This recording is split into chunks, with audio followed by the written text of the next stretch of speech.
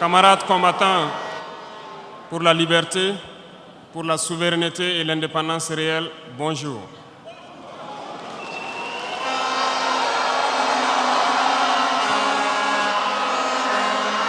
Rendons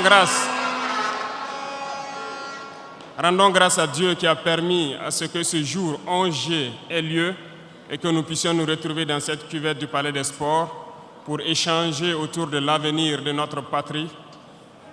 À l'issue donc de votre décision le 25 mai dernier de nous confier la destinée de notre patrie pour 5 ans encore. Soyez-en remerciés.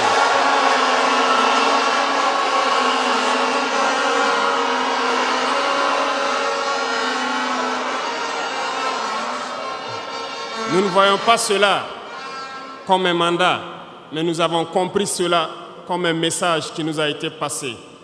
Et le message a été très bien reçu et nous ferons tout pour toujours mériter votre confiance.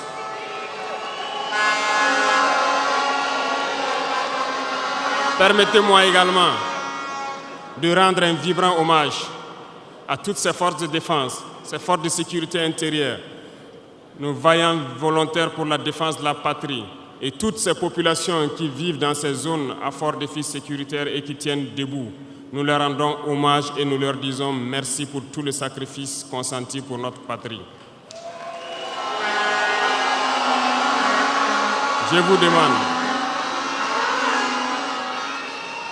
demande que nous puissions donc observer 1 minute de silence pour honorer la mémoire de tous ceux qui ont perdu la vie dans ce combat.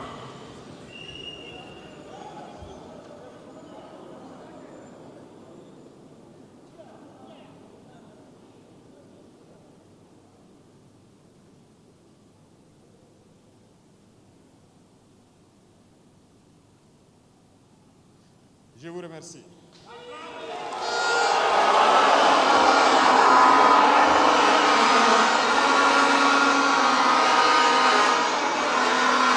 Que les âmes des défunts reposent en paix et que les blessés puissent retrouver bonne guérison.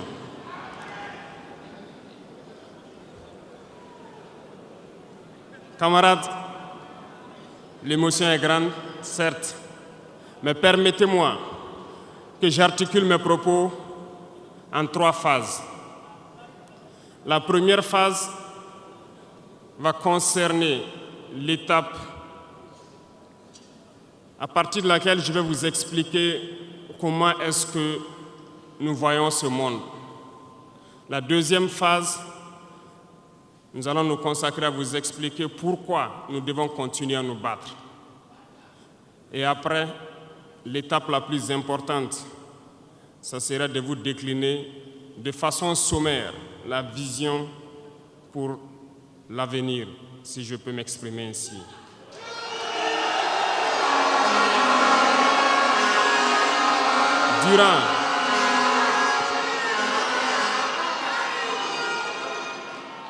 Durant ces 20 et quelques mois passés donc à la tête de l'État, nous avons eu à rencontrer plusieurs hommes politiques venus de toutes parts. Nous avons rencontré des centaines de diplomates venus de toutes parts. Nous avons rencontré des hommes d'affaires venus d'un peu partout du monde. Nous avons été ouverts à tous ces échanges, à toutes ces discussions pour pouvoir apprendre du monde, pour pouvoir comprendre le monde. Et aujourd'hui, je pense que l'occasion est très belle pour que je puisse vous expliquer quelles conclusions nous avons tirées de tous ces rendez-vous que nous avons eus avec des hommes politiques venus de tous les continents, des diplomates venus de tous les continents. C'est très important.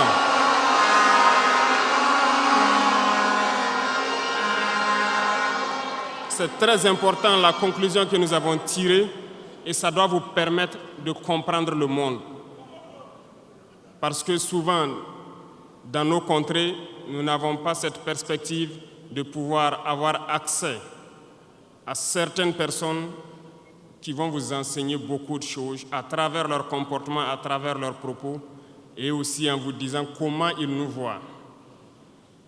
Camarades, Dieu a créé le monde avec tout ce qu'il y a comme bonheur, comme malheur, comme bien, comme mal, les humains, les génies, les animaux et tout ce qui va avec. Mais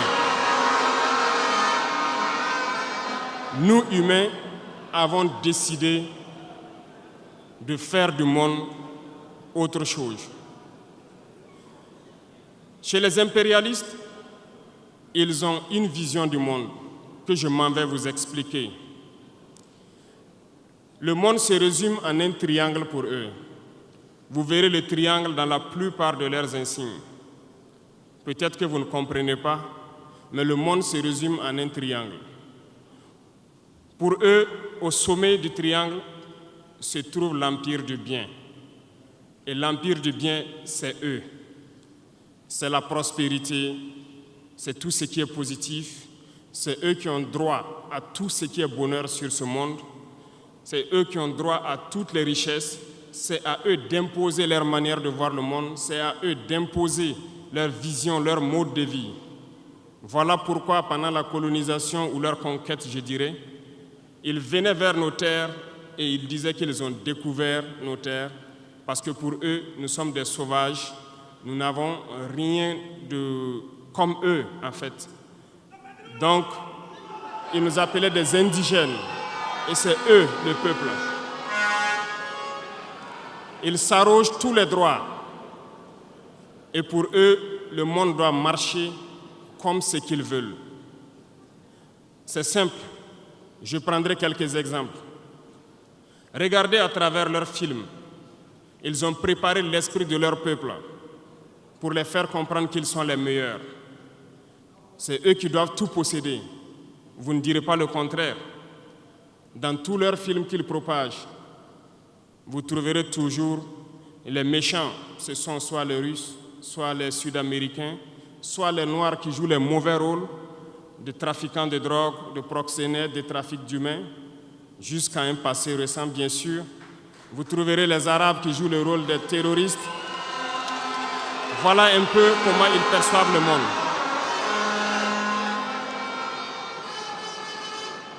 Quand je prends sur le volet économique, qui parmi nous n'a pas traité les produits chinois de produits Shintok, comme on aimait l'appeler, de mauvais produits? Mais aujourd'hui, j'ai pu vous dire qu'on a tout tort, parce que la Chine est à un niveau de technologie assez avancé, et c'est en Chine que la plupart de ces pays viennent s'approvisionner, mettent leur marque dessus et nous revendent comme étant leur propriété. Regardez autour de vous. Nos entrepreneurs qui sont dans le BTP ne diront pas le contraire. Tous leurs engins aujourd'hui sont chinois. Ceux qui font le transport ne diront pas le contraire. Ils nous ont menti parce que nous avons fait le tour du monde un peu dans ces 20 mois pour chercher des entreprises, pour chercher des usines. Et nous avons compris que tout revenait là-bas. Mais par leur communication, ils nous ont amenés à détester tous les produits chinois, à vouloir nous faire comprendre que ce qui est bon venait de chez eux, pas forcément d'ailleurs. C'est simple. Remonter le temps. Pour mieux comprendre ce que je dirais, il faut remonter un peu le temps. Et j'espère que certains iront lire qui sont les tsars, les conquêtes mongoles, les empires perses, turcs et ottomans. Lisez leur histoire, vous comprendrez pourquoi le monde est ainsi fait. À la base du triangle, il y a deux empires. D'un côté, l'empire du mal, selon eux, et l'empire des esclaves de l'autre côté. Voilà comment ils voient le monde. Qui est-ce qu'ils appellent l'empire du mal? Ceux dont je viens de citer tout de suite l'origine, et je vous ai dit de remonter le temps, allez-y lire, vous comprendrez pourquoi ils sont l'empire du mal à leurs yeux. Ils combattent l'empire du mal. Pour eux, l'empire du mal doit disparaître. Pour eux, l'empire du mal incarne le diable. Ils communiquent et ils le font comprendre à leur peuple ainsi. Voilà pourquoi après la Seconde Guerre mondiale, dans les années 80, je prendrai le cas de la Russie, où tous les stratagèmes ont été mis en œuvre pour l'effondrer avec le président Gorbatchev. Aux États-Unis, c'est le président Ronald Reagan qui était à la manœuvre. 3 stratagèmes principaux ont retenu notre attention. Ils sont allés donc au niveau de l'Arabie Saoudite les demander de baisser le prix du pétrole de 35 $ à 7 $ pour faire écrouler l'économie russe. Parallèlement à cela, le deuxième stratagème, n'oubliez pas quelque chose, ces mêmes personnes qui viennent de quitter l'Afghanistan, soit disant qu'ils combattaient les talibans ont été reçus par le président Ronald Reagan à la Maison-Blanche. Ils ont été armés par la CIA. Les fameux missiles Stinger, Sol-Air, ont été livrés aux talibans pour combattre les Russes. Et plus tard, ils viennent supposer les combattre. Allez-y comprendre. Le troisième stratagème, c'était un bluff. Le projet IDS, Star Wars. Lisez, vous comprendrez pourquoi ils ont amené le président Gorbatchev à créer le projet Paulus qui a enfoncé la Russie. Une fois que la Russie s'est effondrée, ceux qui se prétendent être de l'Empire du bien ont commencé à juguler, jusqu'à ce que vienne cette équipe avec Vladimir Poutine pour essayer de remonter la Russie en surface.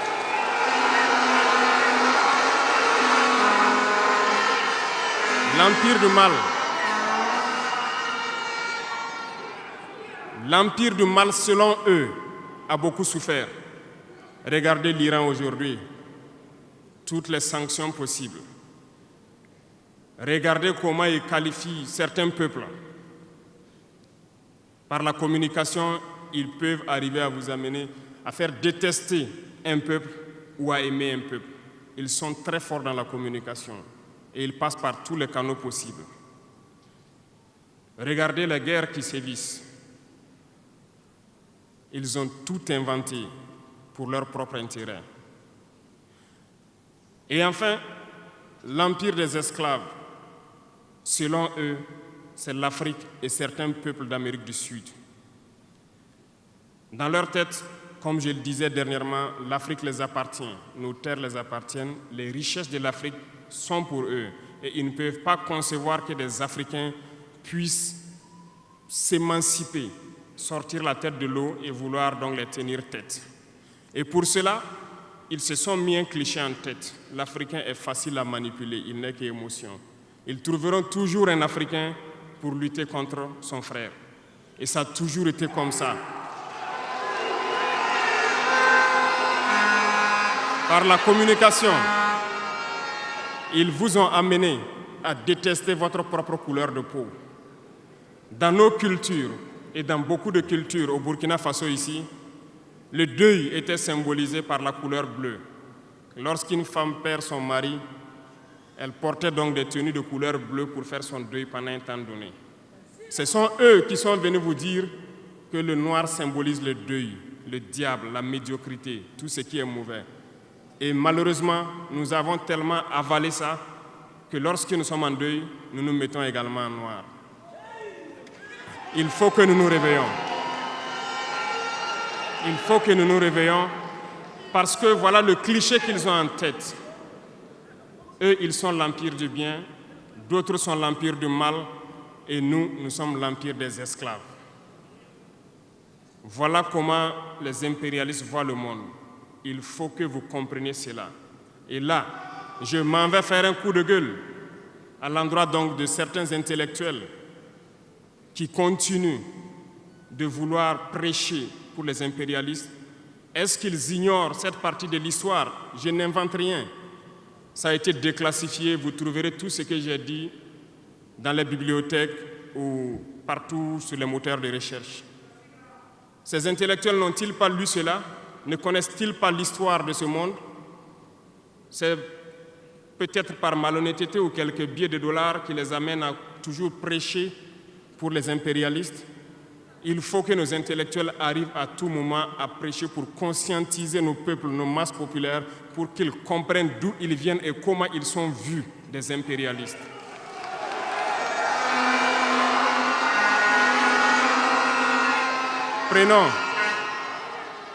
Prenons l'histoire de quelques guerres. Vous avez suivi la guerre d'Irak. Un gros mensonge qui a été inventé, soi-disant de possession d'armes de destruction massive. Certains sénateurs, au niveau des États-Unis, ont tout fait pour avoir les preuves. Ils ne l'ont pas eu. Souvenez-vous que plusieurs personnes ont démissionné de la CIA après cette guerre. Des preuves ont été inventées de toutes parts. Des services secrets occidentaux les ont aidés à fabriquer des preuves. Et on se souvient que le même Niger a été accusé en son temps en montant une fausse convention, un faux contrat de vente d'uranium à l'Irak. C'est le même processus qu'ils ont voulu amener la dernière fois pour soi-disant que le Niger vend de l'uranium clandestinement à l'Iran. C'est du déjà vu. Ils ont prétexté cela, ils n'ont pas eu de preuves. Même les Nations Unies ont trouvé finalement qu'il n'y avait pas de preuves tangibles de présence d'armes de destruction massive. Mais ils avaient leur objectif, il fallait détruire l'Irak. Ils ont détruit l'Irak. Ils ont créé l'État islamique. Tout comme ils ont créé les talibans dans les années 80. Les armés, les équipés. Et après, ils prétendent venir les combattre. Comprenez le jeu. Ça n'a que trop duré. Il faut qu'on se réveille et qu'on comprenne tout ça et que nous prenions conscience de notre situation et nous battre pour notre avenir.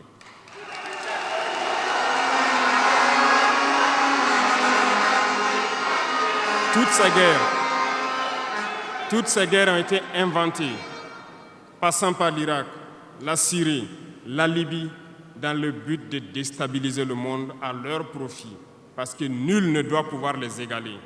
C'est ce que nous vivons aujourd'hui dans le Sahel aussi à travers le terrorisme qu'ils nous ont imposé, parce qu'ils trouveront toujours des Noirs qui vont s'exciter et qui vont prendre les armes contre leurs frères noirs. C'est ce que nous vivons. Ils n'ont jamais quitté ce modèle. Malheureusement, beaucoup de gens leur donnent raison. À cause de quelques billets de dollars, ils se vendent très moins cher à l'ennemi, à l'impérialiste, et ils se mettent à combattre leurs frères. Je voulais faire ce petit historique du monde pour que vous compreniez comment l'impérialisme voit notre monde. Ça se résume en ces petits triangles. Après cela, dans cette deuxième phase, je dois vous expliquer pourquoi nous devons nous battre. Une petite histoire. En 2015, à Tombouctou, lorsque nous avons rencontré, j'étais chargé de la sécurité donc, de la plateforme aéroportière. Dans les patrouilles, nous avons rencontré des individus qui rôdaient autour. Un de ces individus était manchot. Je lui ai fait comprendre que c'était dangereux de rôder autour de la base parce qu'ils peuvent se faire tuer. Il m'a dit qu'il voulait se faire tuer, il voulait mourir. Et j'ai cherché à comprendre leur histoire. Certains étaient fous, d'autres étaient normaux, mais ils cherchaient à mourir à cause du terrorisme. Ils nous ont expliqué que lorsque les terroristes sont rentrés à Tombouctou, le manchot qui m'expliquait ça, un soir, les terroristes se sont pointés à son domicile. On voulait violer sa femme devant lui. Il s'est opposé. Ils sont repartis. Le lendemain, on est venu le pêcher à la maison, l'amener à la place publique. On l'a accusé de vol. On a tranché sa main, on l'a battu. Il est reparti à la maison. Son fils, qui avait 16 ans, qui s'occupait de sa main, ils sont revenus. Ils ont violé la femme. Ils ont enlevé son fils. Ils ont continué à violer sa femme pendant des jours, jusqu'à ce que la femme se suicide. Et ils ont amené son fils, il n'a plus retrouvé son fils. Et lui, il préfère mourir. Voilà pourquoi il marche autour. Le jour qu'une sentinelle va lui tirer dessus, ça lui fera plaisir. D'autres ont connu le même sort. Ils ont été enlevés de chez eux parce qu'ils refusaient que les terroristes touchent à leurs femmes ou à leurs filles. Et le lendemain, on vient les soustraire, on les amène à la place publique, on les battait à sang. Et après, ils allaient faire leurs sales besoins. Beaucoup de familles ont été détruites ainsi. Ce sont des criminels, des violeurs, des bandits, des trafiquants de drogue qui sont armés et qui sèment désolation dans nos contrées. Ils ne le font au nom d'aucune religion. Malheureusement, ici au Burkina Faso, certains villages se sont laissés compromettre par ces individus. Je parle en connaissance de cause. En 2022 à côté, j'ai été chercher avec mon unité dans un village parce qu'ils ne voulaient pas que nous restions là-bas parce qu'ils sont en bonne entente avec les terroristes. Ceux qui m'écoutent, ils savent de quoi nous parlons. Plusieurs autres unités sont témoins. Certains villages ont refusé catégoriquement que des FDS foulent leur sol parce qu'ils sont en bonne intelligence avec les terroristes. Nous leur avons fait comprendre qu'il n'y a pas d'alliance possible avec ces criminels parce que c'est eux qui décident du jour où le pacte se rompt. Plus tard, je pense que beaucoup de villages ont compris cela. Lorsque le pacte s'est rompu, ils sont revenus sur les réseaux sociaux pour appeler au secours. Nous y avons été. Mais c'est pour dire, peu importe ce qu'ils viendront vous dire, peu importe les flatteries possibles, peu importe le pacte que vous avez signé avec eux, le jour qu'ils décident de mettre fin au pacte, ils viendront tuer et mettre fin au pacte. Il n'y a pas d'alliance possible avec les terroristes. Il n'y a pas d'alliance possible avec ces criminels. Ils sont à combattre. Un point, c'est tout.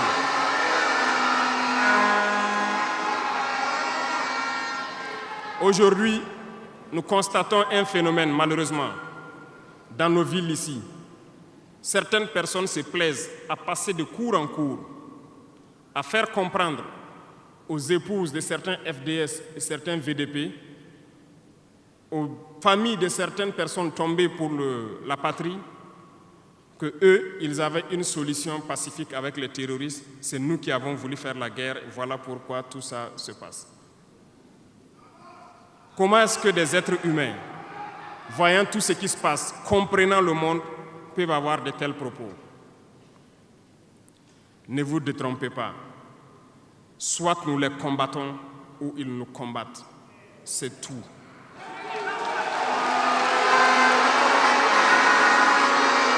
Les gens se cachent. Ces gens se cachent soi-disant derrière un semblant de dialogue ou de négociation. Encore, ils vont vous ramener à traîner dans la boue. C'est ça l'objectif de l'impérialisme, que le fléau dure, que ça dure dans le temps, que vos États ne soient pas structurés et qu'on continue de profiter de vos richesses. Plus ça dure, plus ça les arrange. Et malheureusement, ces individus qui passent de cour en cour font le jeu des impérialistes. S'ils m'entendent, qu'ils arrêtent maintenant, parce qu'ils iront combattre eux-mêmes.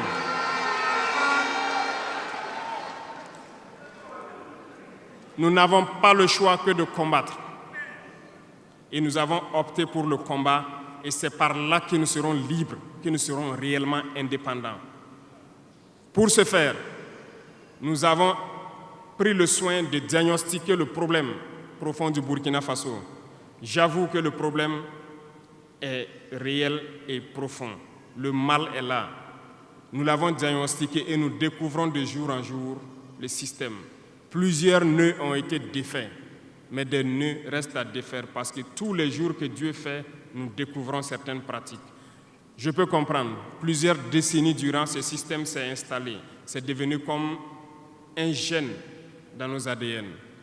Mais il faut que nous arrivions donc à soustraire ce gène donc de nos ADN et pouvoir construire un Burkina nouveau. Voilà pourquoi dans la troisième phase de mon propos, je m'en vais donc donner des lignes directrices dans certains domaines clés. Nous ne donnerons pas de détails sur notre programme, si on peut le dire ainsi, parce que quand le programme est connu au détail près, ils vont anticiper, ils vont poser des obstacles sur nos routes et nous empêcher d'atteindre nos objectifs. Mais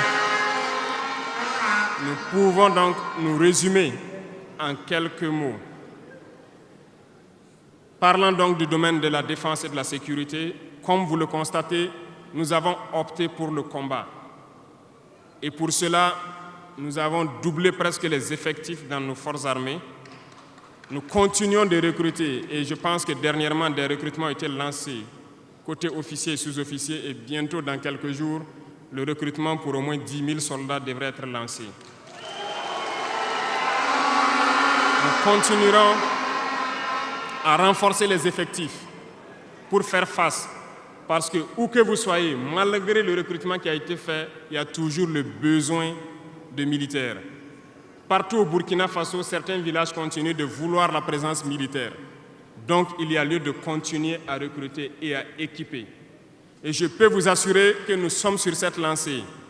Depuis janvier 2023, nous avons pu lancer un programme d'équipement. C'est vrai, le monde est fou, il y a la guerre partout.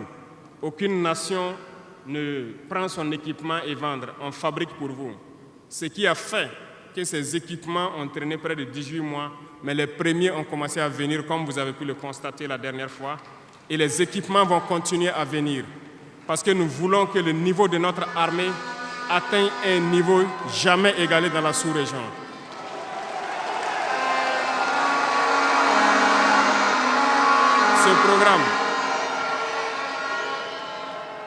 Ce programme d'équipement va se poursuivre. Et c'est vous, les acteurs de ce programme. Parce que depuis que nous nous battons, j'ai pu vous dire, ces soi-disant amis du Burkina qui étaient là depuis longtemps, qui sucent nos richesses, même une seule cartouche de Kalachnikov, nous n'avons reçu de personne pour faire notre combat. C'est vous qui payez. Et nous continuerons à faire corps avec notre peuple pour pouvoir mener cette lutte. Nous avons des partenaires qui ont accepté de nous vendre des équipements et qui ont même proposé de pouvoir nous livrer des équipements stratégiques et que nous puissions payer dans le temps. Nous leur en remercions pour ce geste.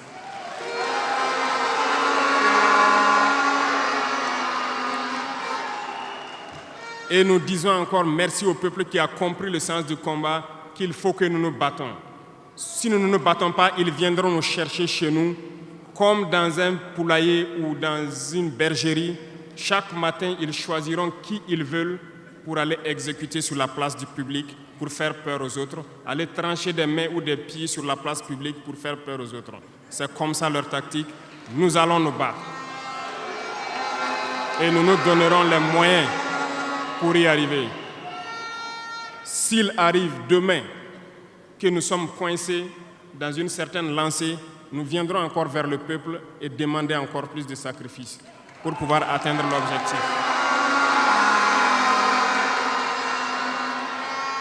Parce que malgré vos cotisations, je vous le disais tantôt, certaines puissances ont refusé de nous vendre les équipements, ont bloqué les équipements que nous avons achetés dans certains pays parce qu'ils ont la licence de certains composants. Et ces puissances exploitent des minerais au Burkina Faso. Je le dis ici, haut et fort et solennellement. Ça va s'arrêter. Nous allons retirer des permis d'exploitation. Nous n'allons pas permettre cela.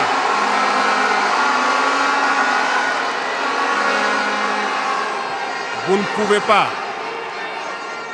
exploiter nos ressources et refuser de nous vendre des équipements, faire bloquer nos équipements. Nous n'allons pas accepter.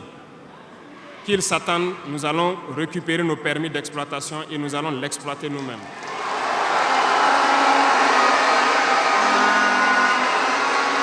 Revenant. Pour conclure sur le volet donc de la défense, nous n'allons pas trop nous étaler là-dessus, mais sachez que tout ce qui est déjà arrivé, les hommes sont en formation là-dessus, d'autres équipements viendront. Et cette guerre, nous allons la mener. Beaucoup de stratégies ont été déjà écrites et nous les adaptons au fur et à mesure du comportement de l'ennemi. Et nous allons vaincre très prochainement ce terrorisme ici au Burkina et même dans l'AES.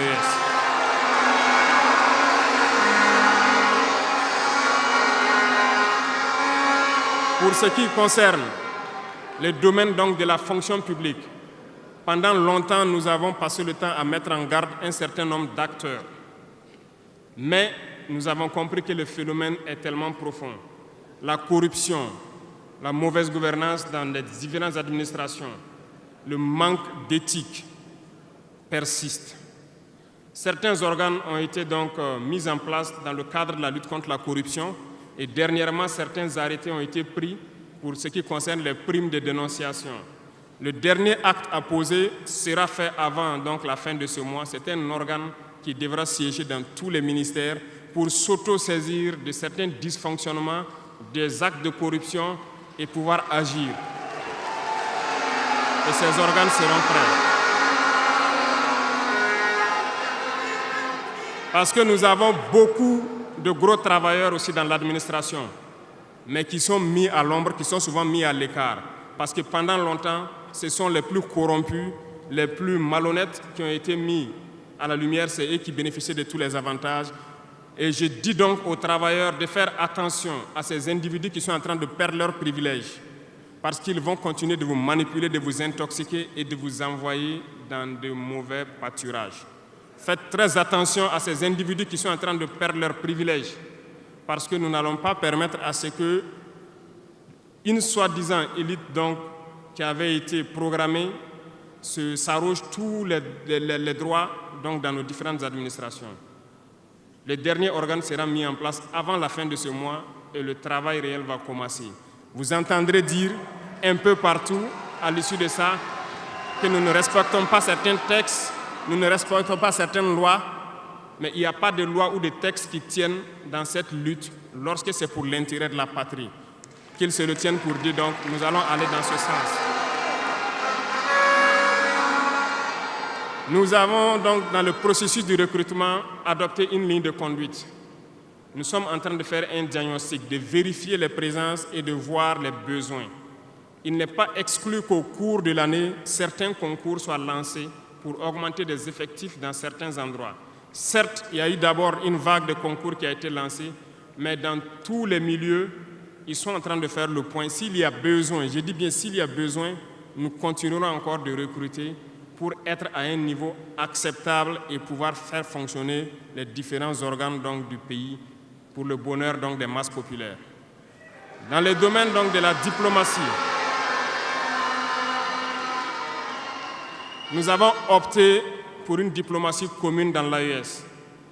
Toutes les décisions vis-à-vis donc, des partenaires, que ce soit africains ou à l'étranger, seront prises à l'unanimité au sein de l'AES. Mais nous avons aussi opté pour une diplomatie de vérité. Nous ne comptons pas nous mettre dans certaines logiques de mentir ou de couvrir la réalité, soit disant que c'est la diplomatie. C'est faux. Ce n'est pas là la diplomatie. Je puis vous dire que ce que vous voyez en superstructure, lorsque les gens viennent en audience et sortent pour parler au micro, ce n'est qu'une partie visible de l'iceberg. Ce qui s'est passé à l'intérieur dans les huis clos, ça n'a rien à voir avec la diplomatie. Et nous nous sommes donc inscrits dans cette logique de dire clairement les choses au peuple. Certains vont nous critiquer, d'autres même iront à dire que non, un chef d'État ne doit pas parler comme ça, un chef d'État ne doit pas faire ça. Mais nous leur disons que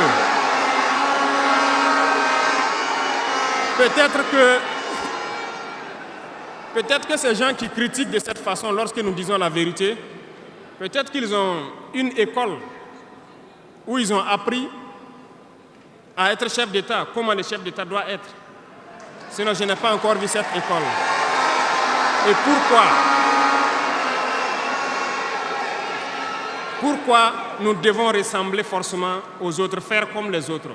Nous voulons créer notre modèle, notre identité. Et je pense que le Burkinabé, par définition, c'est l'homme intègre. Nous voulons la vérité. Et lorsqu'il y a la vérité qui sort, même si nous avons fauté, il faut que nous ayons le courage de venir vous dire sur tel côté nous avons fauté, nous demandons pardon. Si vous nous pardonnez, vous nous pardonnez. Mais nous ne voulons plus nous inscrire dans cette diplomatie mensongère. Nous avons, dans une interview, parlé du régime ivoirien. Certains Burkinabés sont montés sur leurs chevaux et critiqués. Je le dis, j'insiste et je persiste. Nous n'avons rien contre le peuple ivoirien, mais nous avons quelque chose avec ceux qui dirigent la Côte d'Ivoire.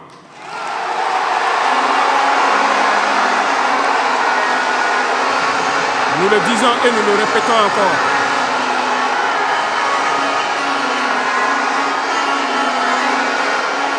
Laissez-moi vous dire quelque chose. Permettez-moi de vous dire quelque chose. Il y a bel et bien à Abidjan un centre des opérations pour déstabiliser notre pays. Personne ne peut le nier et nous vous ferons les preuves dans les jours suivants. Nous vous montrerons des preuves physiques. Vous allez comprendre de quoi nous parlons. Personne ne viendra nous dire qu'au Bénin, il n'y a pas de base française dirigée contre nous. Nous avons les preuves sous la main. 2 bases importantes.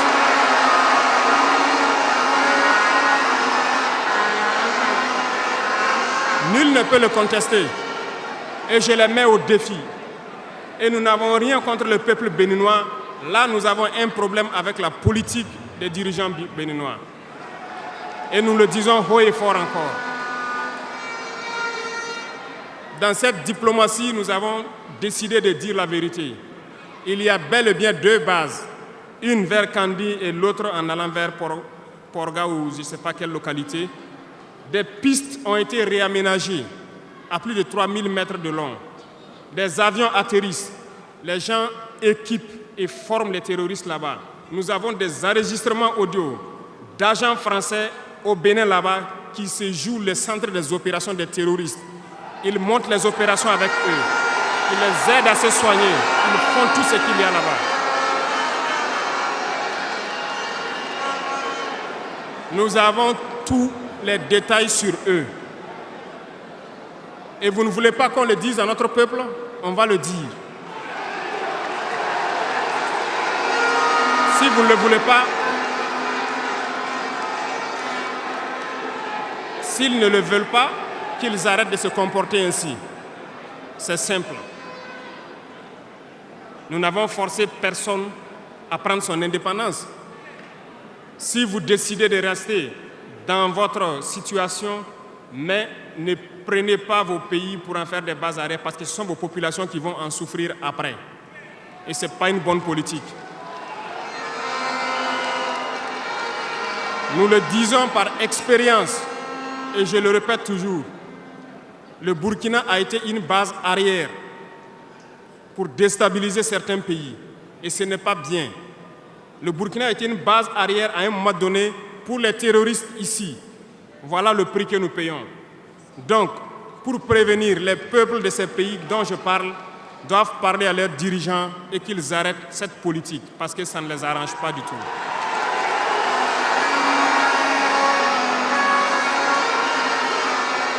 Pour venir, dans le volet communication et culture, nous avons lancé plusieurs initiatives. Au cours de l'année 2024, vous avez pu célébrer avec nous donc, le mois donc, de consommation locale. Nous avons eu les journées traditionnelles, le mois du patrimoine. Beaucoup d'activités ont été menées. Nous allons continuer à ramener donc, en surface, donc notre culture, parce que c'est de là que nous retrouvons notre identité. Nous allons continuer des actions dans ce sens, à mettre en valeur notre culture, à mettre en valeur donc nos coutumes et à mettre en valeur le vivre burkinabé. Et nous souhaitons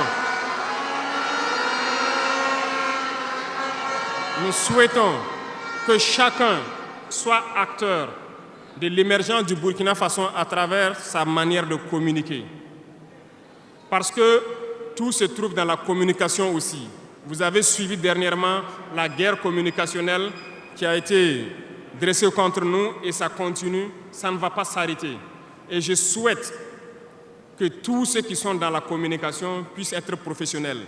Lorsque nous voulons poser un acte communicationnel, qu'on se pose la question, est-ce que c'est pour la patrie ou contre la patrie, avant de poser l'acte. Peu importe. Vous pouvez ne pas nous aimer, moi, ma personne. Vous pouvez ne pas m'aimer, mais vous devez aimer votre pays. En me faisant du mal, il ne faudrait pas confondre le pays. Et donc, la politique dans le domaine de la communication va devoir aller dans ce sens-là. et nous serons obligés donc de recadrer la communication sur tous les aspects. Et c'est cette ligne de conduite qui sera donc adoptée. Nous n'allons pas permettre à ce que des Burkinabés communiquent contre le Burkina Faso. Nous allons toujours nous inscrire dans l'éveil des consciences. Nous devons pouvoir sensibiliser les masses populaires pour que les gens comprennent pourquoi nous devons nous battre sur tous les volets. Revenant au domaine donc de l'agriculture, comme vous pouvez le constater, nous avons lancé des initiatives depuis 2023 et cette année, l'offensive a été lancée. Ça se passe plus ou moins bien. J'aimerais donc que les gens comprennent que nous avons décidé d'accorder une grande part de notre budget et de notre temps aussi au monde agricole. Parce que plus de 90% de notre population est paysanne. Mais pendant des décennies, ils n'ont jamais senti l'intéressement donc, à leur public. Et c'est pourquoi nous avons décidé d'entreprendre un certain nombre d'initiatives, d'actes que nous posons. Nous aimerions pouvoir labourer tous les champs de tous les paysans de Burkina Faso, les donner les semences qu'il faut et les permettre de pouvoir avoir les intrants nécessaires à coût subventionné pour pouvoir nous aider dans la lutte contre l'insécurité alimentaire. Parce que l'autosuffisance alimentaire est un droit.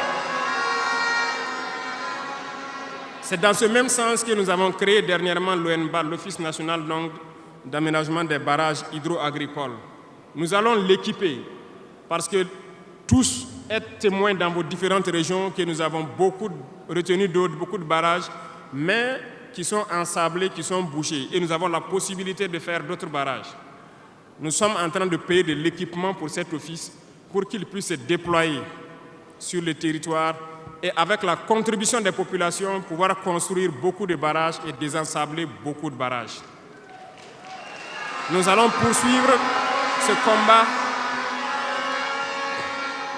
Nous allons poursuivre ce combat jusqu'à l'atteinte de l'autosuffisance alimentaire et que nos populations puissent manger à leur faim.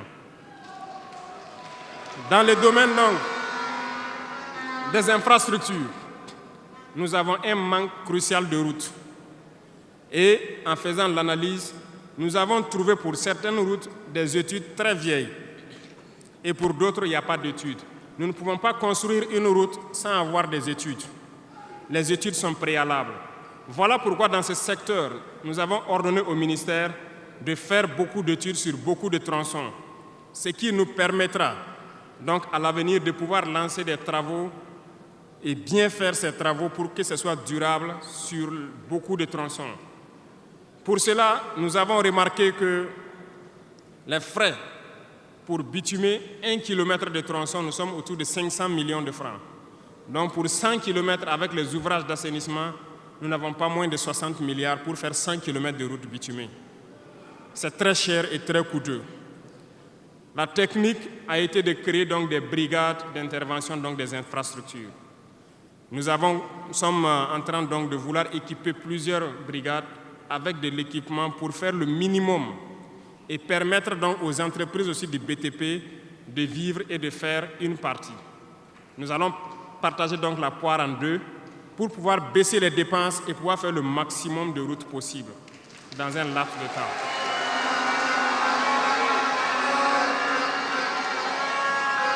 Cela donc a déjà commencé et nous allons poursuivre au cours donc de ces 5 années dans ce processus pour que dans toutes les régions, nous puissions quand même pouvoir rallier le maximum de chefs-lieux de province et que nous puissions faire écouler nos marchandises et que les personnes puissent se déplacer sereinement.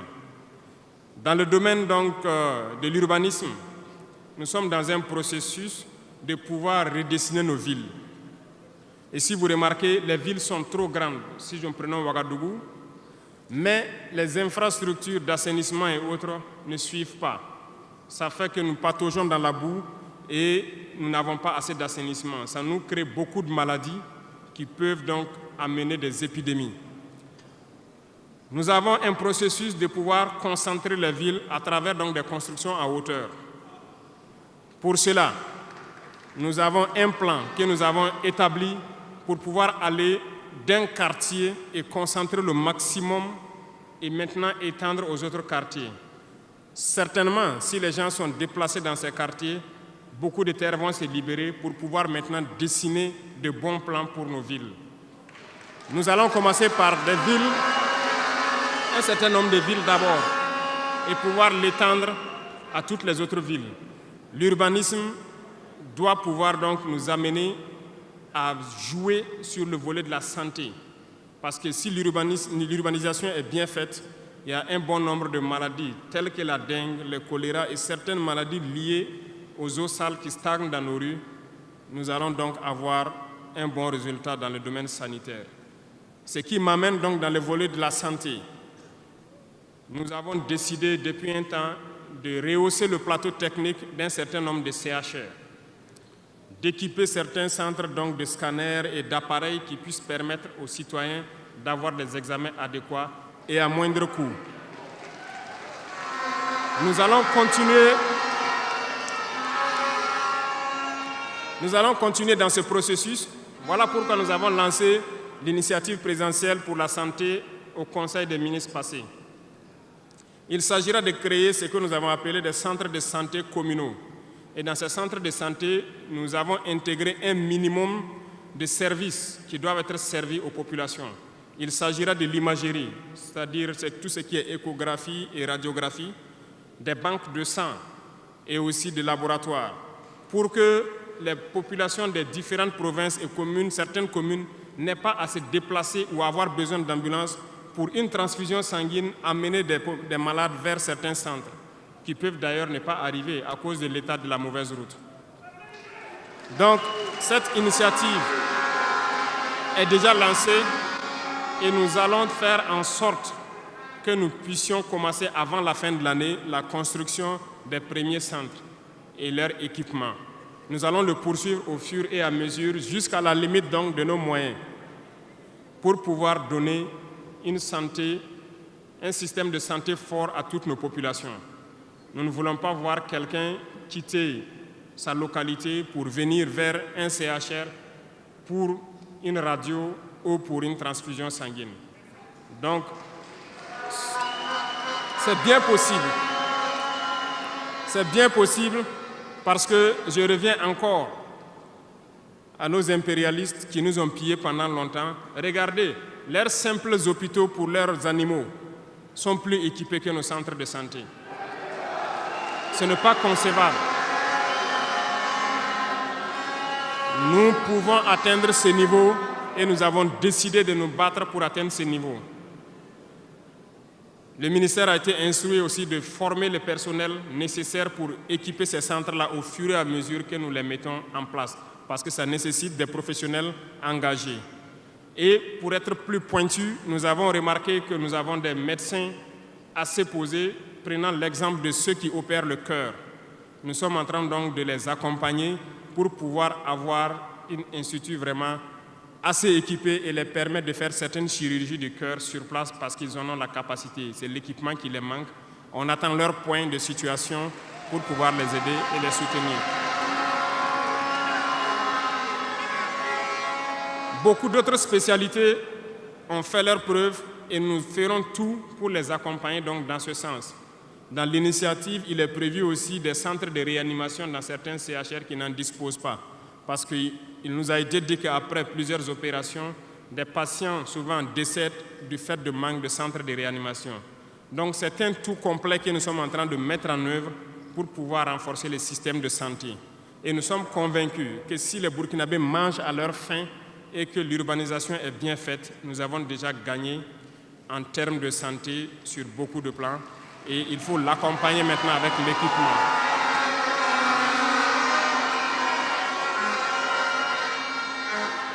Dans le domaine de l'éducation, nous avons fait le diagnostic et comme vous le savez, nos camarades étudiants sont là, ils ne diront pas le contraire.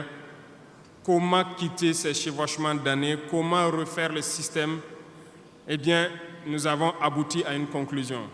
Nous avons lancé l'initiative aussi pour l'éducation de qualité.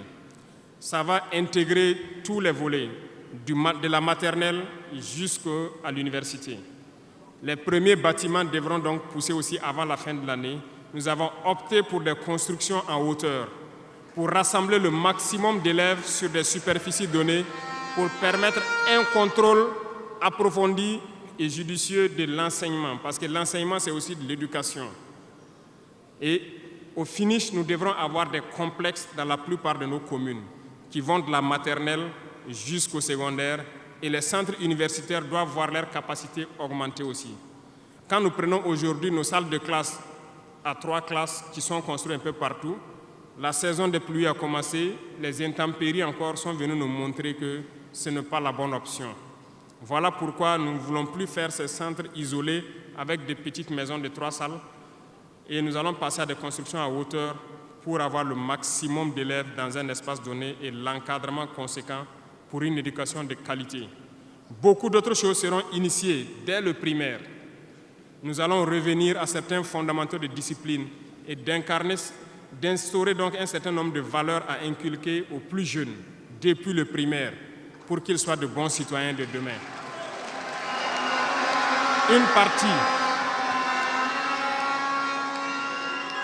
Il y aurait donc un début de formation militaire, si je peux le dire comme ça, civique et patriotique aux tout petits pour pouvoir continuer dans les lycées. Et le programme national donc au niveau du SND est en train de muter. Le texte était venu en conseil, nous l'avons renvoyé avec des amendements pour que les travailleurs qui sont en activité actuellement puissent aussi passer dans ce centre pour avoir une formation militaire.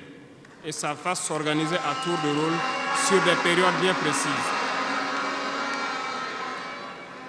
Tout est une question de discipline, parce que par excellence, la formation militaire doit pouvoir discipliner les gens. Donc nous allons inculquer un certain nombre de valeurs au niveau donc de notre éducation. Revenant donc au centre universitaire, avant aussi la fin de l'année, nous allons commencer la construction d'un certain nombre d'amphithéâtres. Et plus tard, lorsque les moyens le permettront, nous partirons sur le volet donc de la restauration et aussi des cités au niveau donc des différents centres universitaires. Mais nous commencerons par les amphithéâtres pour les permettre d'avoir donc où travailler pour que le décalage qu'il y a en termes donc d'années qui se superposent puisse se réduire considérablement. Nous avons fait une régulation budgétaire qui doit donc passer à l'Assemblée ce mois-là pour pouvoir donc initier toutes ces opérations. Qu'est-ce que cela veut dire? Nous avons diminué les dépenses de fonctionnement de l'administration pour pouvoir injecter ailleurs, notamment dans l'éducation et dans la santé. Ce programme donc, est prêt, il a été lancé et dans les jours à venir, vous serez témoins de l'évolution donc, de tout ce que nous sommes en train de vous dire. Et nous poursuivrons ce schéma tout au long donc, de ces 60 mois qui nous a été consacré. Revenant donc au domaine donc, des mines, je le disais tantôt, nous avons adopté une nouvelle politique. Le Burkina regorge de beaucoup de sortes de minéraux, mais il y a quand même un minéral pour lequel il n'y a plus de secret pour les Burkinabés. Et je m'en vais là saluer donc nos vaillants orpailleurs, très courageux, qui arrivent à rentrer dans les profondeurs de nos terres pour sortir ce minéral-là. Nous nous sommes dit, pourquoi continuer à laisser des multinationales étrangères venir puiser notre or pendant que nous savons l'exploiter nous-mêmes? Voilà pourquoi nous avons ordonné au ministère de réorganiser les orpailleurs et le gouvernement va prendre en compte l'exploitation de l'or. Plusieurs permis, comme je le disais, seront retirés de certaines personnes et nous allons l'exploiter nous-mêmes. Nous allons nous équiper.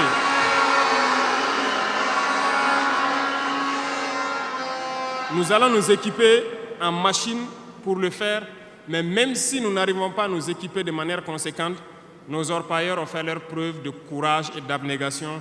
Nous allons creuser nous-mêmes notre or et ça sera pour nous au Burkina ici.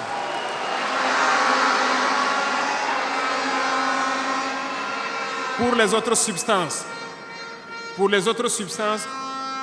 là où nous ne pouvons pas, et bien sûr, nos partenaires sincères qui acceptent de nous accompagner dans cette lutte, c'est à eux seuls que nous pourrons concéder certains permis, parce qu'ils ont accepté de nous accompagner dans la lutte pour notre souveraineté, dans la lutte contre le terrorisme. Et nous avons édicté un nouveau code donc, minier qui est actuellement à l'Assemblée et j'espère qu'il sera voté donc, dans la semaine prochaine pour imposer un nouveau modèle aux différentes entreprises qui vont venir pour exploiter l'or ici, pour que le maximum de profit soit pour l'État. Et dans le volet donc, de l'énergie, comme vous l'avez constaté, nous avons de sérieux problèmes d'énergie. L'accroissement de la population n'a pas été suivi par une politique énergétique. Aujourd'hui, lorsque les pics de chaleur arrivent, il y a des délestages en permanence, beaucoup d'activités souffrent. Nous sommes en discussion avec des partenaires qui sont actuellement même au Burkina pour pouvoir construire dans l'urgence donc, des centrales thermiques de très grande capacité. Et nous voulons donc voir avec eux comment on peut réduire les délais de construction. Les discussions portent actuellement sur la réduction des délais de construction et le modèle financier que nous allons mettre en place. Nous espérons aboutir à ça en attendant que notre processus, qui peut paraître long, des centrales nucléaires, puisse donc voir le jour. Sur ce volet aussi, ça se poursuit très bien. Sur ce volet, nous pouvons vous assurer que ça se poursuit très bien et nous sommes en train de vouloir mettre en place, sur place ici, une unité, si je peux dire, pour former des Burkinabés qui doivent prendre le relais, qui doivent suivre tout ce qui est processus de construction et prendre le relais, le transfert de compétences. Donc, ça va prendre vraiment un processus assez scientifique pour que nous puissions, à l'avenir, lorsque la centrale sera là, que dans un futur pas loin, ça soit la propriété exclusive des Burkinabés, que les ingénieurs burkinabés se l'approprient et pouvoir le mettre en œuvre, pouvoir l'entretenir.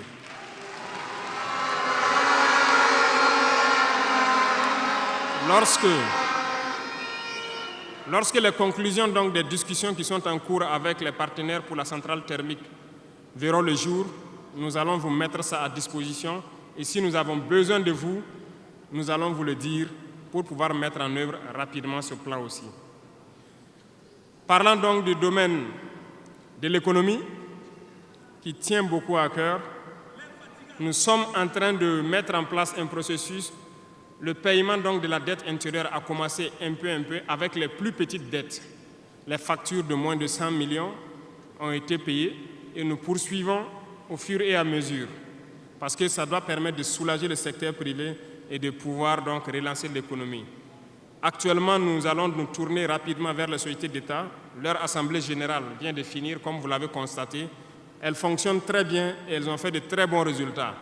Nous allons partir donc des sociétés d'État, soustraire un peu sur leur DAT pour soulager l'économie et faire tourner, soulager la dette intérieure et faire tourner l'économie.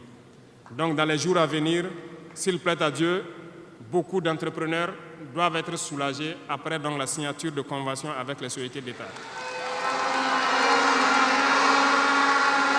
Mais nous sommes en train, donc dans le secteur minier, comme je vous l'ai dit, de prendre une certaine indépendance. Ça doit nous permettre donc de pouvoir avoir un bon nombre de ressources en matière de finances, mais aussi et surtout le volet de l'industrialisation qui doit venir combler ce volet économie-là. Parce que nous dépensons beaucoup à l'extérieur, nous sommes en train de mettre en place tous les processus pour que nos devises ne sortent pas.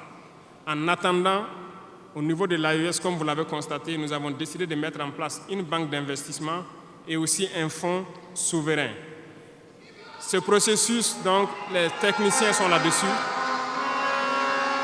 La réflexion est en cours et nous espérons, dans un futur proche, qu'ils nous présenteront quelque chose de conséquent.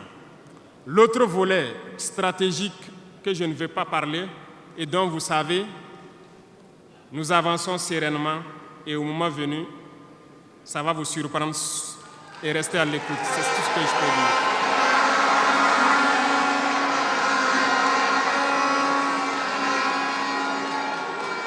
Dans le volet commerce et industrialisation, Nous avons aussi posé les diagnostics, comme je vous le disais. Actuellement, comme vous le constatez, nous avons énuméré un bon nombre de produits que nous importons de l'extérieur. Alors, nous sommes en train d'entamer un processus d'industrialisation. Il faut que nous arrivions à mettre le maximum d'industrie sur place pour transformer nos matières premières et pour pouvoir fabriquer ce que nous consommons. Nous sommes dans ce processus et nous discutons avec beaucoup de partenaires pour avoir le maximum d'industrie sur place. Cela va faire en sorte que nos devises ne sortent pas et que l'économie tourne bien et que aussi nous puissions avoir de l'emploi pour les jeunes. C'est dans ce cadre que nous avons pris certains décrets pour faciliter la création des petites entreprises. Nous avons élagué tout ce qui est taxes durant donc un bon nombre d'années pour que les petites entreprises puissent se créer et vivre. Malheureusement, les petites entreprises se retrouvent confrontées aux besoins de financement. Il faut le dire, au niveau des banques, ça s'avère beaucoup compliqué pour qu'on puisse avoir des financements lorsque vous créez votre entreprise. Nous avons rencontré le monde des banquiers et comme je le disais, nous avons échangé, mais je ne suis pas du tout satisfait parce que le retour qui devait être fait pour que nous les accompagnions pour financer les petites entreprises n'est pas satisfaisant. Voilà pourquoi nous sommes en train de réorganiser nos fonds qui étaient disponibles au niveau de l'État. Nous les avons rassemblés en un certain nombre de fonds, tant au niveau de l'agriculture, tant au niveau donc du ministère de l'Emploi, pour pouvoir prochainement ravitailler ces fonds-là et pouvoir permettre aux jeunes qui créent les entreprises d'avoir des crédits et de pouvoir se lancer. Donc, et je profite interpeller donc le monde donc encore des banquiers de revenir avec des propositions parce que nous avons des solutions, mais peut-être pas de bonnes solutions pour eux. Mais il faut qu'ils reviennent un peu pour nous appuyer à pouvoir aider les jeunes à s'en sortir. Le cas échéant, nous serons obligés de mettre en place un plan, peut-être qui ne va pas plaire, mais nous serons obligés. Dans le domaine donc du commerce, comme vous l'avez constaté, beaucoup de gens nous ont interpellés au cours de nos tournées sur les marchés hier. Nous avons fait un point de situation. Il y a tellement de travail à faire pour reconstruire ces marchés hier. Donc, aujourd'hui, quand vous prenez à Ouagadougou, le maire fait des séances de sensibilisation un peu partout, concernant donc un certain nombre de commerçants qui se sont installés de manière anarchique au bord des rues, mais j'ai instruit à ce que ce soit des sensibilisations toujours, en attendant que nous dégageons les espaces pour construire des marchés dignes de ce nom et demander aux gens de venir prendre des boutiques dans ces marchés et maintenant pouvoir libérer les rues pour pouvoir agrandir et assainir notre milieu. Et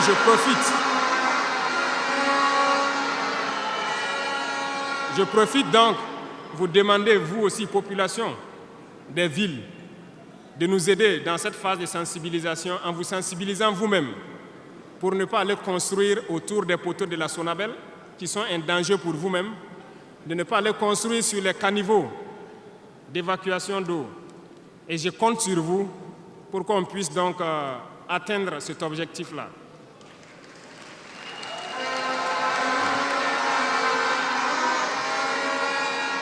Revenant donc au volet donc de l'emploi, le sport, la jeunesse, nous sommes en train de faire une réforme. Il y aura un remaniement ministériel dans quelques jours où l'architecture des ministères va changer un peu.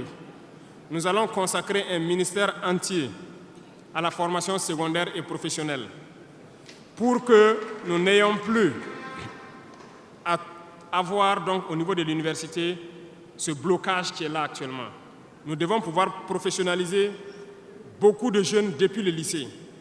Donc, soit depuis la 4e ou au niveau donc de la seconde, que les gens puissent décider d'aller dans des filières professionnelles et pouvoir s'auto-employer. Donc un ministère sera consacré uniquement à ça. Parce que le système éducatif, comme je l'ai dit, après diagnostic, vous êtes d'accord avec moi que nous formons très peu d'ingénieurs. Pourtant, une nation qui se développe, l'indice aussi de développement, c'est en termes d'ingénieurs formés. Remontez dans l'histoire et voyez toutes ces grandes nations. Le nombre d'ingénieurs formés par an dans des spécialités pointues compte beaucoup dans le développement. Au Burkina, nous n'en avons pas assez. Voilà pourquoi l'école polytechnique de Ouagadougou, nous voulons la faire évoluer en université polytechnique en y mettant un certain nombre de filières technologiques et en recrutant le maximum d'étudiants qui puissent être formés là-bas et avoir des ingénieurs. C'est bien que nous ayons les filières comme lettres modernes, philosophie, droit, psychologie, histoire. Beaucoup d'étudiants se retrouvent là-bas contre leur gré. Ce n'est pas forcément ce qu'ils ont choisi, mais ce sont les filières disponibles qui forcément ne donnent pas des opportunités d'emploi. Voilà pourquoi nous avons décidé de valoriser ce secteur donc, de la formation professionnelle et de l'emploi en y consacrant entièrement un ministère. Donc dans les prochains jours, ce remaniement sera fait et vous verrez donc comment nous allons évoluer.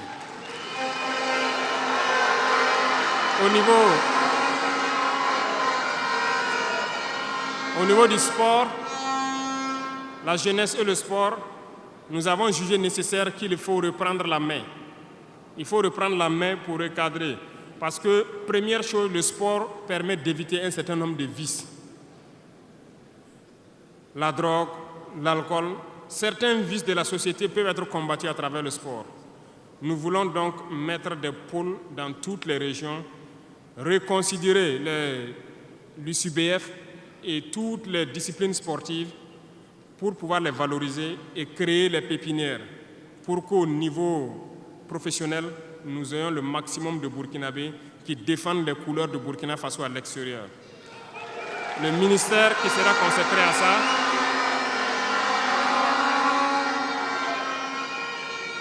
donc, il y a beaucoup déjà de textes qui ont été écrits et nous allons mettre en œuvre cela dès les prochains jours après le remaniement pour créer nous-mêmes ces espaces-là.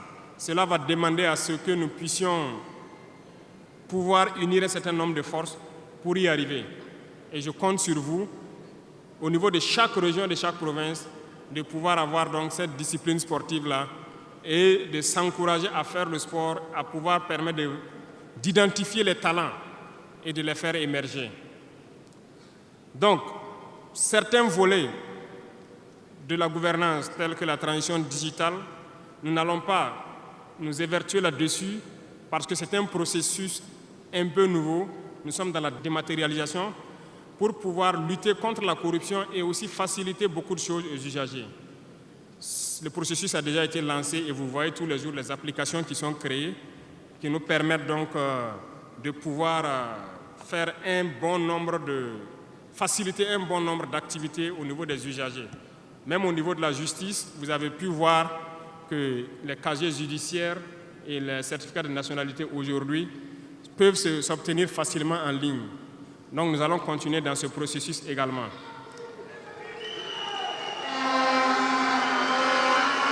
Revenant donc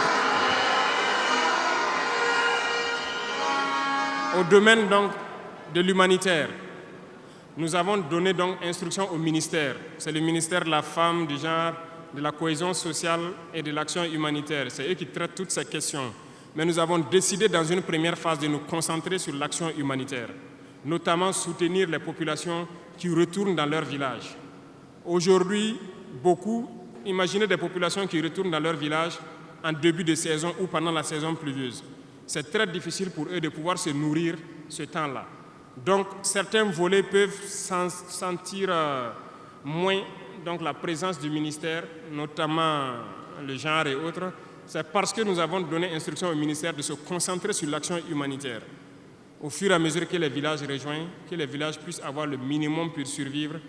Et là, à partir des moments où nous pourrons donc nous intéresser à tous ces volets.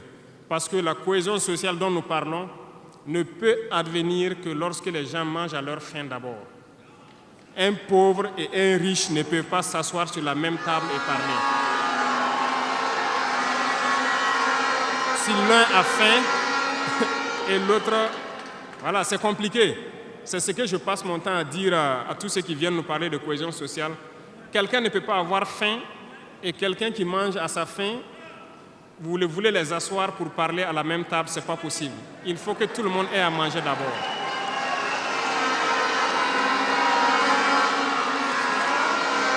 Voilà pourquoi c'est dans la lutte qu'il y a la cohésion. Acceptons de lutter. C'est dans la lutte, c'est dans la guerre qu'est née l'AES. C'est dans la lutte que nous avons pu nous unir dans le Sahel. Et c'est dans la lutte que les Burkinabés sont en train de s'unir. Allez-y voir tous ces villages qui se retournent. Je vous invite à faire le tour. Beaucoup sont venus de différentes provinces. Ils peuvent être dans leur village avec des désaccords. Ils ont été cherchés. Mais quand ils reviennent, ils sont plus soudés que jamais. La cohésion sociale se trouve dans la lutte également. Et pour finir, j'ai laissé le domaine de la justice en dernier pour terminer donc notre vision dans ce domaine.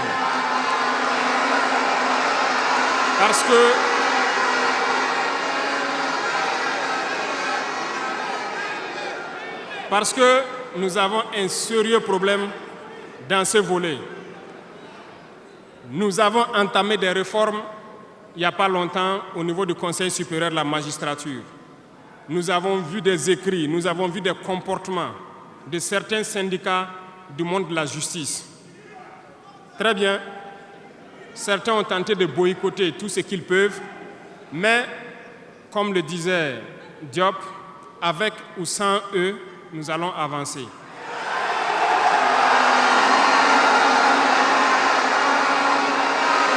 Nous avons plaidé.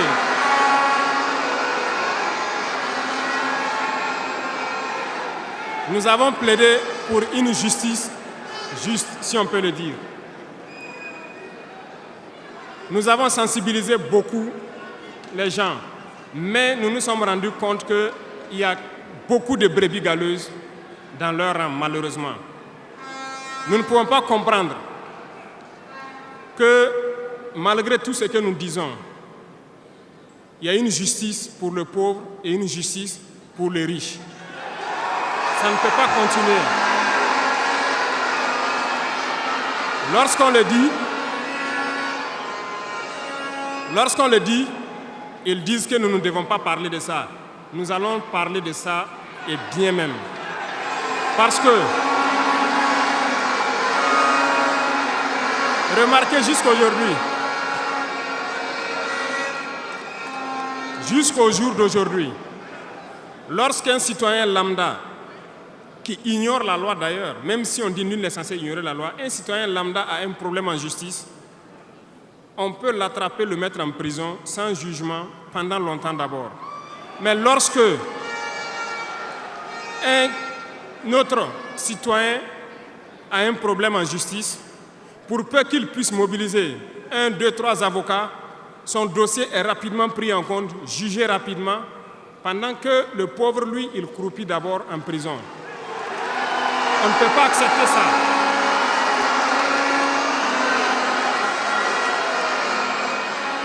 Il y a des choses, il y a des situations et il y a des choses sur lesquelles nous n'avons pas voulu nous prononcer par juste devoir de réserve, parce que nous sommes à un certain niveau, on ne veut pas parler en premier.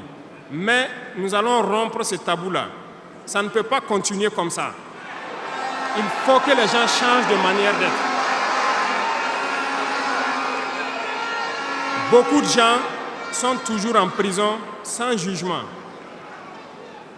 Nous allons lancer une campagne bientôt pour juger ces gens-là qui sont en prison pendant des mois sans être jugés. Parce que nous ne pouvons pas payer des gens et vouloir encore qu'on paye lorsqu'il y a un jugement.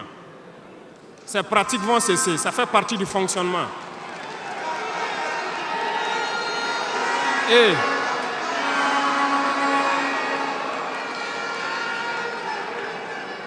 malheureusement, je le dis haut et fort, et j'invite donc les magistrats qui sont sincères là, voilà, à donner le temps aussi et à quitter dans une certaine logique. Parce qu'il y a beaucoup de brebis galeuses dans leur rang. Il y a des magistrats corrompus qui se cachent derrière des syndicats pour poser un certain nombre d'actes.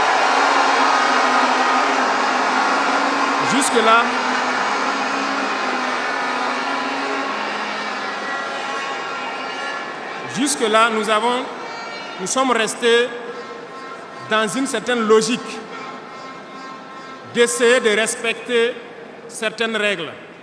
Mais je veux qu'ils comprennent. Ce n'est pas parce qu'ils savent parler. Nous savons parler. Si quelqu'un continue dans cette logique, à chaque instant, nous serons devant le peuple pour les expliquer pourquoi nous avons violé telle décision de justice, tant que ça ne va pas rencontrer l'assentiment du peuple. Parce que c'est le terme qui existe.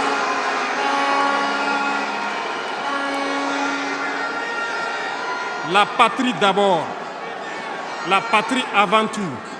Si une mauvaise décision est prise, soi-disant pour protéger certains individus qui nuisent à la patrie, nous allons nous opposer. Et nous n'allons pas permettre que la décision soit exécutée.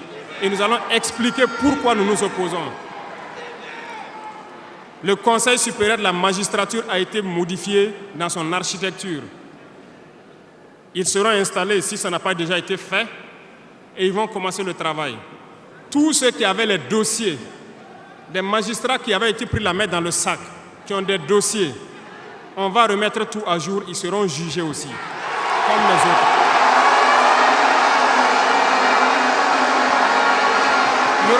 Il n'y aura rien d'infini.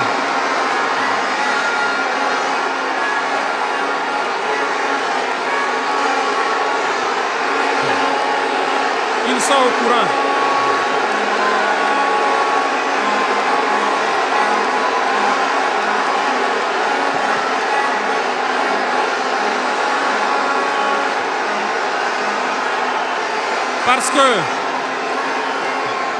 Parce que l'injustice est un fléau qui détruit la société. Oui, l'injustice est un fléau qui détruit notre société. Et il faut que ce soit clair.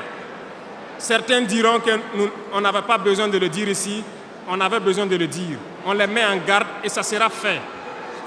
Ils vont le voir dans les jours à venir. Et c'est une mise en garde en même temps au nouveau Conseil supérieur de la magistrature qui sera mis en place de prendre au sérieux tous les dossiers. Certaines personnes ont été forcées à la corruption. Certains opérateurs économiques ont été escroqués, forcés à la corruption par certains membres de la justice. On a ouvert pour qu'ils puissent venir dénoncer ces individus-là. Ils vont être jugés également. Nous voulons une autre forme de justice.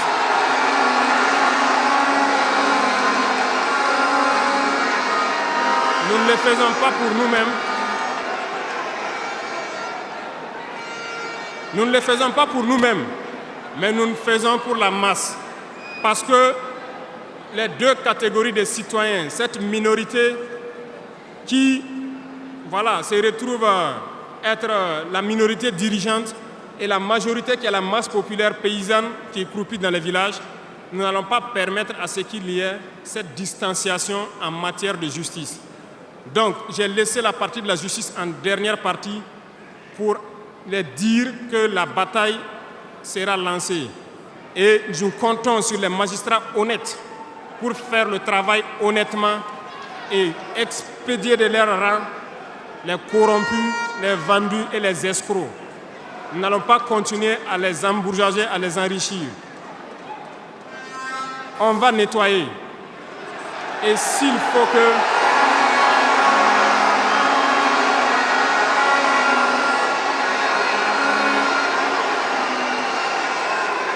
Et si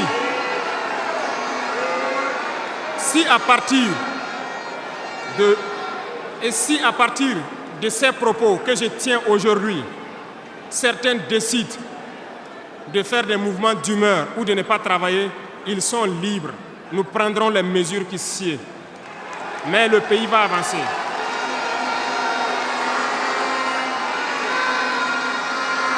Tout Burkinabé a besoin de dignité. Tout Burkinabé a besoin de vivre en paix. Et la justice doit se donner en tenant compte de certaines valeurs. Nous avons vu des familles qui ont été détruites à cause de petites décisions de justice qui ont détruit cela. Je prends pour exemple, pour une simple bagarre au quartier. Une simple bagarre au quartier, on prend quelqu'un pour coups et blessures, on le met en prison, on ne se rend même pas compte que ce sont ces femmes et ces enfants qui vont périr dans la misère. On détruit des familles pour ça. Nous avons interpellé à relire le code pénal et c'est en relecture. Nous allons changer carrément le modèle de justice. Parce que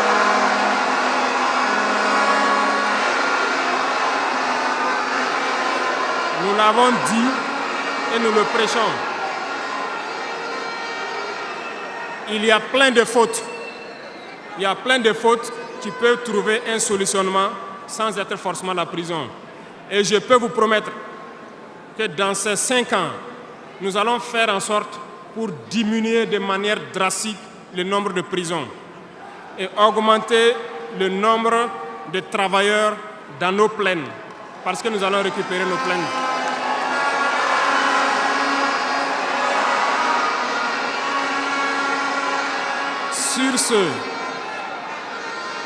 Sur ce, nous n'allons pas donc nous détailler sur tous les aspects.